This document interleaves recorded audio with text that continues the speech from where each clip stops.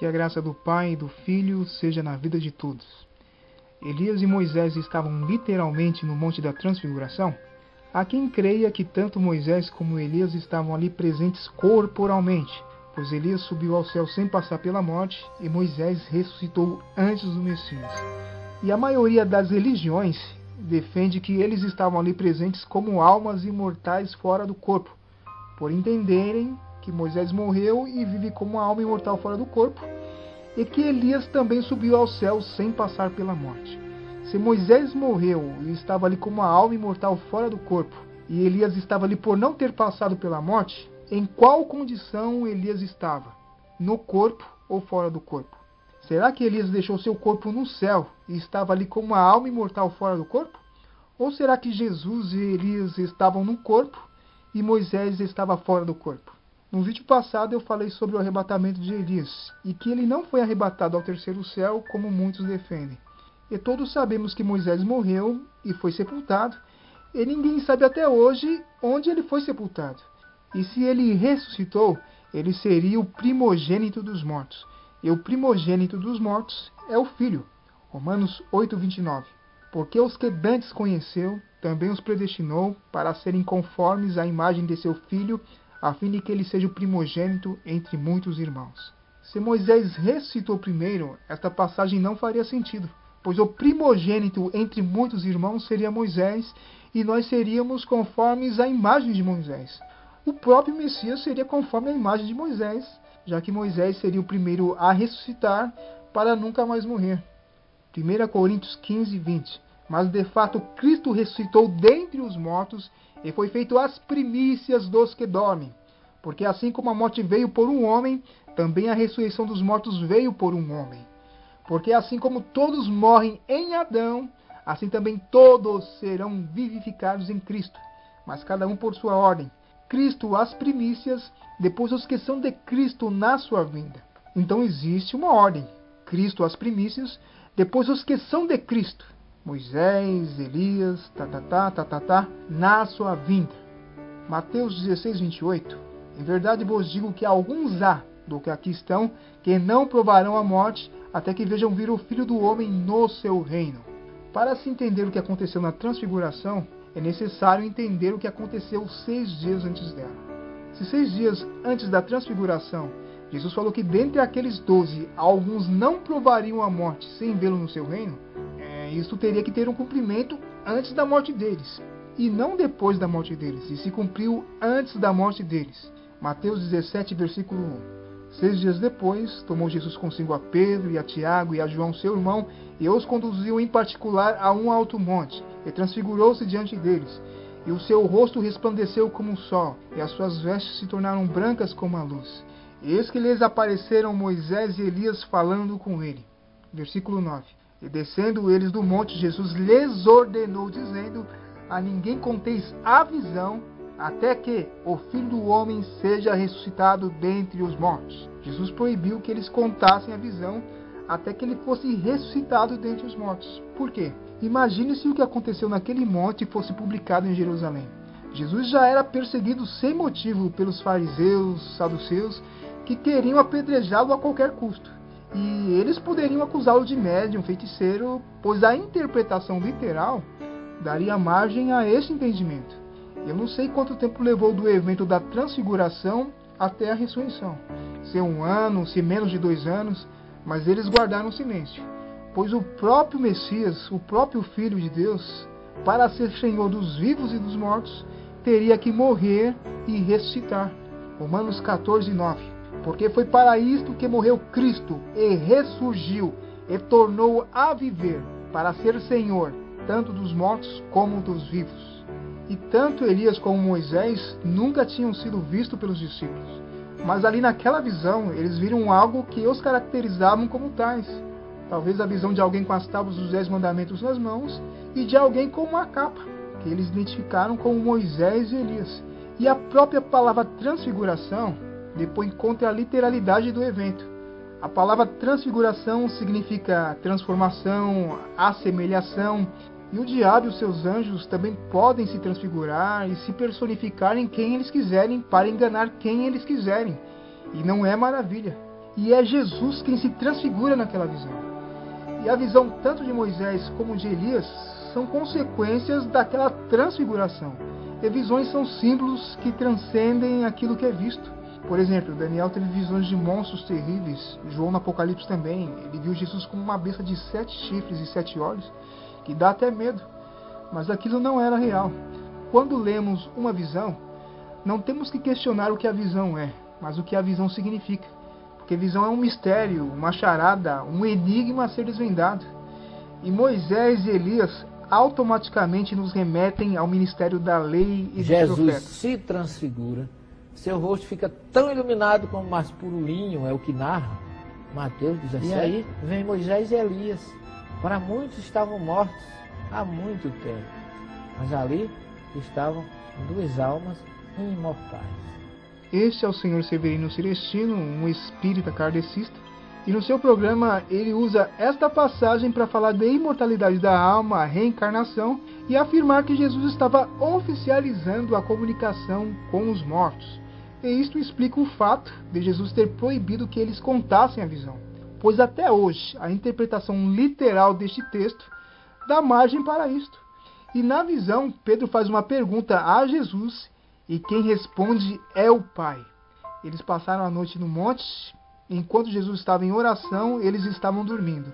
E Jesus se transfigura como um sol diante deles, e eles acordam assustados. Pedro, tomando a palavra, disse a Jesus: Senhor, bom é estarmos aqui.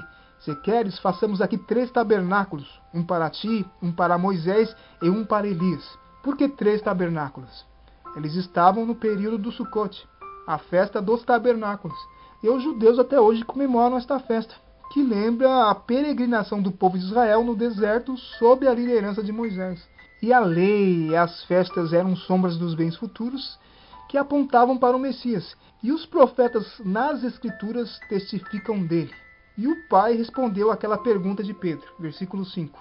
Estando ele ainda a falar, eis que uma nuvem luminosa os cobriu, e da nuvem saiu uma voz que dizia: Este é o meu amado filho em quem me comprazo, escutai-o. Ou seja, o propósito daquela visão era mostrar que ele era o Messias profetizado na lei e nos profetas. E o que eles viram naquele momento tem a ver com a promessa feita 6 dias antes da transfiguração.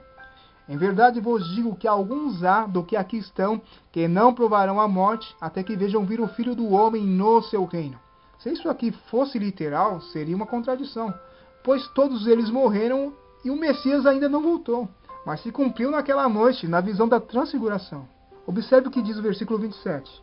Porque o Filho do Homem virá na glória de seu Pai com os seus anjos, então dará a cada um segundo as suas obras. Se Moisés e Elias já estivessem em vida eterna no céu, ou alguma criatura da terra já estivesse sofrendo no inferno, também seria uma contradição, pois a recompensa tanto de justos como injustos é a partir da segunda vinda.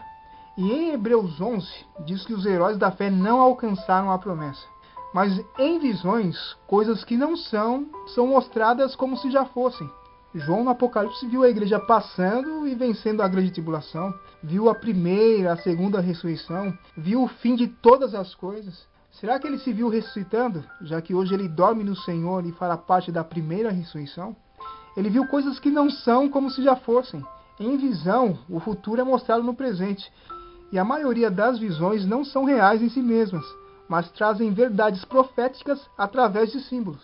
Atos 9, versículo 10. E havia em Damasco um certos discípulos chamado Ananias, e disse-lhe o Senhor em visão: Ananias.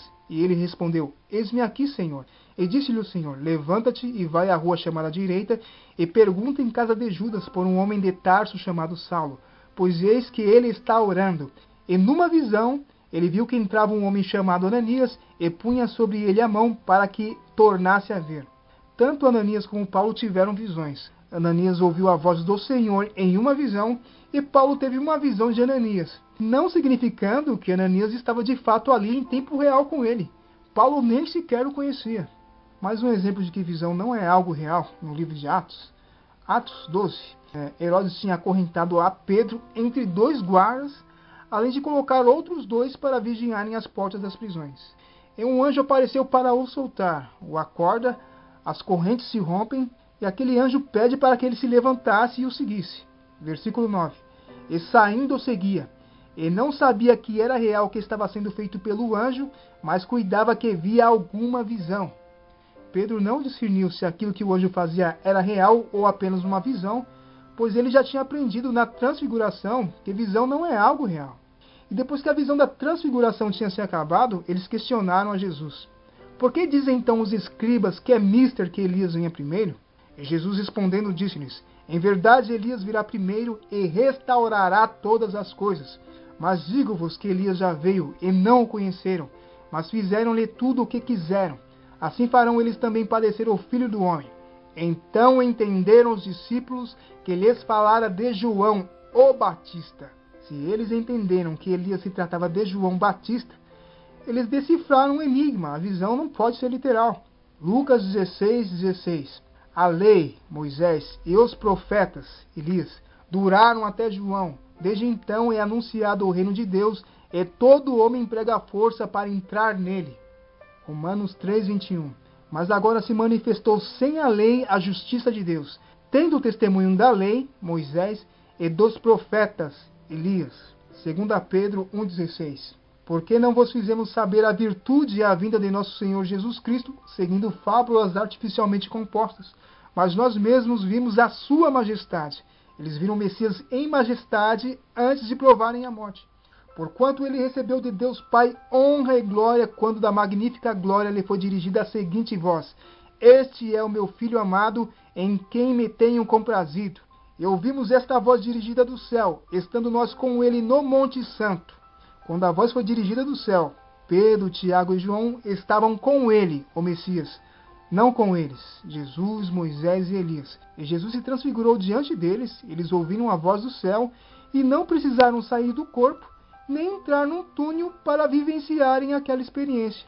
Números 12, um testemunho de Deus em relação a Moisés, versículo 6, e disse: Ouvi agora as minhas palavras. Se entre vós houver profeta, eu, o Senhor, em visão a ele me farei conhecer, ou em sonhos falarei com ele.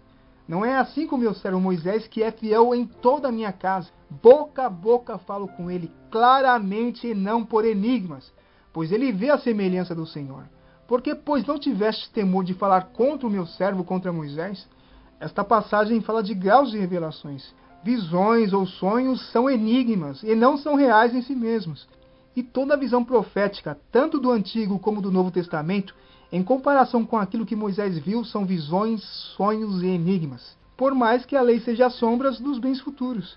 Moisés ficou 40 dias no Monte Sinai, sendo instruído por Deus, viu o santuário celestial. Ele recebeu a incumbência de fazer a réplica terrestre do santuário celeste que ele tinha visto. Mas será que ele estava fora do corpo nos 40 dias que ficou no Monte Sinai? E o texto fala que visões não são claras, mas são enigmas. Não se pode querer entender as visões de Daniel e as visões de João no Apocalipse de forma literal, porque são símbolos e enigmas. E as visões de hoje não têm enigma nenhum.